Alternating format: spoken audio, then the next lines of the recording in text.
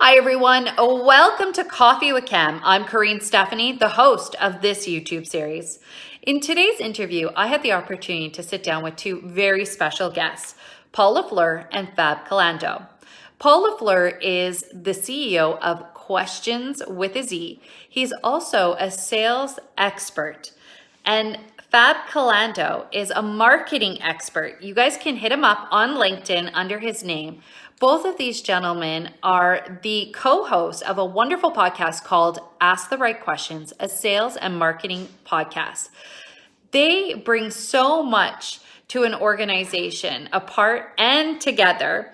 Not to mention, throughout this interview, they were giving wonderful tips, insight, things that I could be doing, things that are really important within sales and marketing, and great information. So I encourage you guys to check out today's intro to Coffee with Cam and Paul Lafleur and Fab Calando. And don't forget to grab your cup of coffee, hit share, like, and subscribe, and most of all, enjoy. You go first, Fab. I'll be interrupting you a lot, so you may as well start. Yeah, my name's Fab. I've been doing digital marketing for close to 20 years now. I started a lot in the agency space. I did a lot of B2C stuff, and then roughly 10 years ago, I switched to the B2B space, and I've been doing that ever since. And I just recently launched on my own. It's about a year now, and so I work with clients, help them. I work a lot with HubSpot clients, so clients that feel kind of lost within their HubSpot instances, too messy, or they're just starting out and they don't know where to go. That's usually who I work with the most. Oh, wow. And why did you make the transition? I got laid off. I got laid off, but it's been something I've been wanting to do for a while. Getting laid off, or yes, I love getting laid off. It's so amazing. It's very liberating.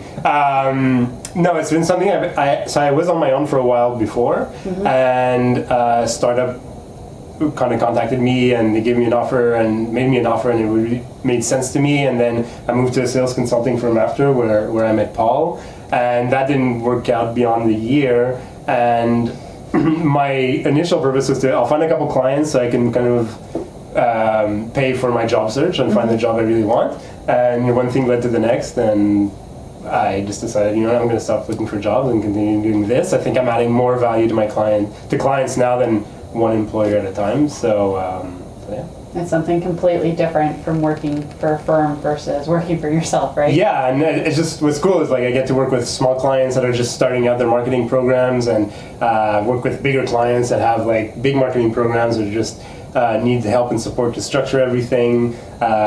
Just a lot of different stuff. So it's a lot more exciting than just doing one thing at a time for one company. So there you go. Wow.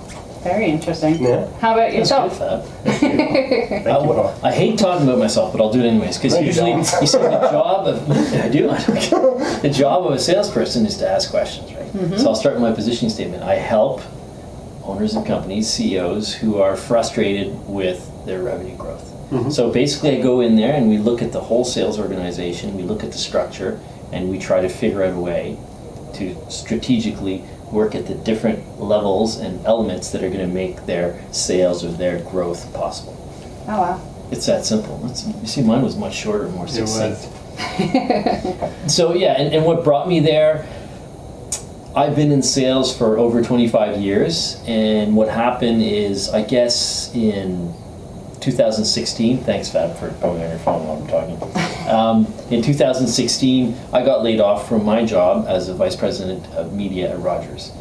And it was nothing against Rogers, but it was a great day because then I started my consulting business. So I've applied a lot of what I've learned experience-wise, and I've also gone out and learned about certain strategic techniques that I can apply to help people increase their sales. So I've got experience and, let's say, academia to a certain level, put them together, and that's how I help my clients. Oh, wow. And sales, was that something that you've always done, or we can go back 25 years? Well, okay, so when I graduated from university, I chose sales because I was a lazy young person and I didn't want to do 9 to 5. You wanted to make money. I wanted to make money, so the last thing I want to do is sit behind a desk because I was hyperactive and whatnot. And I think I fell in love with sales after doing sales. I didn't think I would want to do sales. And after, I'd say, 5 or 10 years, I realized I really like sales because sales is about helping people. Well, if you're an honest person, sales is about helping people with your solution, helping them achieve their objectives. So that's where it happened. But the first 5 years, I was like, okay, you know, I don't have to be in an office. I can drive around in my car, go see people, create my own schedule, and that's what motivated me first, honestly. That was, And now both of you guys together working in conjunction. I mean, you guys complement each other in the work that you do.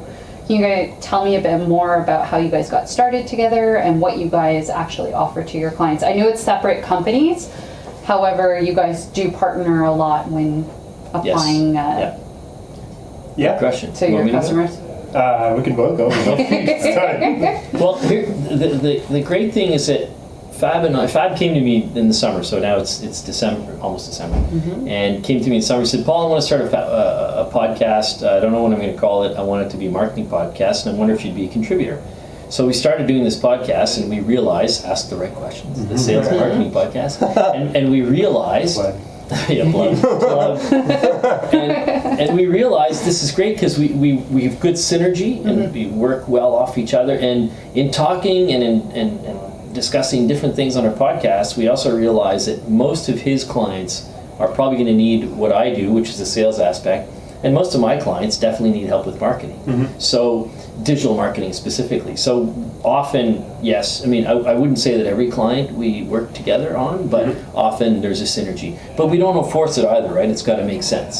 So often, you know, I've been working with a client for a few months and they'll come up to me and say, well, I have no digital marketing strategy, or I have no clue what I'm doing with HubSpot. And we'll say, you got to meet Fab, goes in there, and it makes a lot of sense. So I guess that's how and why we work together. Yeah, and Fab had no job, and he was crying at my doorstep and also needed my help. So oh boy, how am I gonna get out of that one?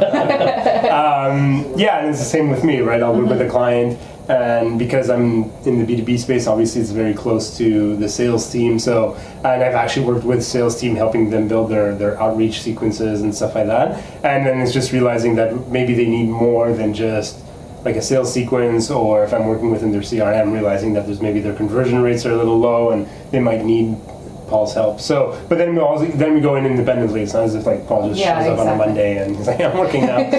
Although you had that idea earlier, so I'm just going to send you. These guys need you. That'd be amazing. Like, Fab's replacement for the day. I know nothing about marketing, but I'll help you with sales. Yeah. I think it makes sense because, you know, in the B2B space, sales and marketing just are tied in together, and you know, we both feel that if you have a strong marketing and a strong sales team, like, you'll have the best success. And I think Paul obviously tends to work with customers that have more of a sales focus, I guess, and I tend to work with clients that have much more of a marketing focus. But then inevitably at some point we realize that, well, you need to build the other part of your team as well. And you know, I think personally that any company needs, if they don't have a strong sales team, like, all the marketing in the world is not going to really help them, and vice versa. You can have a strong sales team, but kind of caps your growth at some point, or it's, you know. Well, yeah, of course, it depends what you're trying to do, but I totally think you need both to really do well and maximize your efficiency and your revenue eventually. Yeah. Wow. And marketing, is that what you always wanted to do? But I've always wanted to do something. If I grew up being like, one day I hope to be a marketer. I actually studied. You wanted to be a fireman, you told me. I wanted to be a fireman. No, my neighbor wanted to be a fireman. I'm like then going close to a fire. Going the other way. I actually was really interested in psychology. So when I studied psychology in university. But then when I realized that I needed a master's and a PhD to actually I don't like school that much. So I kind of was lost a bit. I didn't know what to do. And at the same time, I had a few friends that started business diploma or business degrees. And so I just sat in once on an HR class and I was like, oh, okay, there's some psychology in business. And then I sat in on a marketing class and I was like, oh, like, it's basically the same class as like my social psych classes. It's just all the studies and all that were, you know, business related as opposed to like theoretical. And it just clicked for me. It's just like, this is what I want to do. And so I took almost all the marketing classes that were available at McGill, and then I did a certificate in e-commerce because I knew digital was. So I look young, I know, but I'm actually relatively not that young. I knew that digital was going to become big. Just as a reference point, my class was like, you should check out Google, it's going to be big one day. Oh, wow. So I'm that old. Oh. So I knew. Fab 50s and new 20s, are you saying? Exactly. I'm not 50 yet, though, but thanks, Paul. And I just knew like digital was going to be the place to be, and I started a website with friends, and we were starting building content before even blogs were really a thing to do. And I worked at a .com right away out of school, and it was just for me, marketing was the way to go, and I kind of stayed in marketing pretty much the whole time. I did a little stint more in kind of sales support, negotiating margins and stuff like that, just because I felt I needed more of a business anchor, but that was just a couple of years, and then I stayed in marketing the whole time. Wow. And so now you focus mainly around digital content. Yes. Online. What is something that you can tell people that they need to focus? Is there a specific website? Do you think videos are the way to go, in your personal opinion? It's funny because we just published today an episode on content marketing. I don't know if I told you, but it's published. Surprise! Surprise. I think what's important is not necessarily video versus text or whatever. I think it's just important to focus on what you're good at. Mm-hmm. Some people are really awkward on camera. You guys are doing good today. Really tired too. No, I think, so some people are not great on camera, they're a little shy. Other people like to talk. Both of us, I think we both like to talk. Yes. Some people love to write, and I think if you ask somebody who loves to write... To look at themselves? Yeah, I don't know who. That's kind of weird. Completely lost my... I'm happy, all right. All right. You can't ask somebody who loves to write to be on video if they're not comfortable with it. And I think it was one of the examples we gave in our episode, which was Paul was telling me sometimes he sits down to write a LinkedIn post, and it takes him an hour to write 4 or 5 lines or something. And it's not that Paul's a bad writer. What he writes makes sense. It's just it takes him a long time to formulate his thoughts. And I'm not being harsh or whatever, because I'm the same way. I'm in marketing, so I've been doing a lot of writing by default, but it's not my de facto medium. And so I think what's important is just focus on what you're good at, the content you're good at producing, and then produce that content and just go for it. So if you're good at communicating, podcast. If you're good at video, vlog. If you're good at writing, blog posts. And then after that you can find ways to adapt to different mediums. But that's how it is. Wow. How about you? What do you want to know? Sales, always what you wanted to do? Well, like I was saying before, it wasn't always, but I guess for the last 30 years, or 20 years, it's really what I've wanted to do. The thing with sales, what I've realized since I've left those big jobs that I had a few years ago is that if you can really focus on what it is you're trying to do and break it down, because often we look at things at very high level. So we look at the high level and then you break it down into motivation and activities. You can actually really get into the crux of things and change the way or improve the way you do things in sales.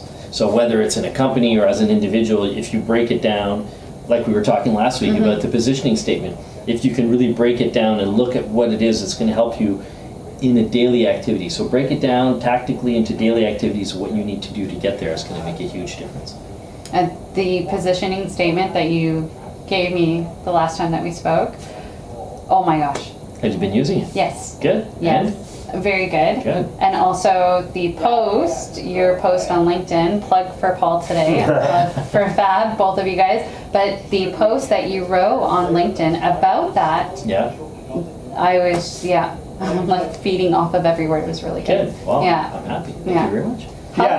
Sorry. No, I mean, I have to double down on that because, Yeah. Paul, so obviously I'm a marketer by trade, and sales was, I work with a lot of salespeople, so I saw how they function and stuff like that, but Paul's been definitely helping me out build my thing. I was so nervous making cold calls, which, calling potential customers are what you need to do. Yeah. And he's trained me a lot, and now just getting to the point where I actually enjoy doing them.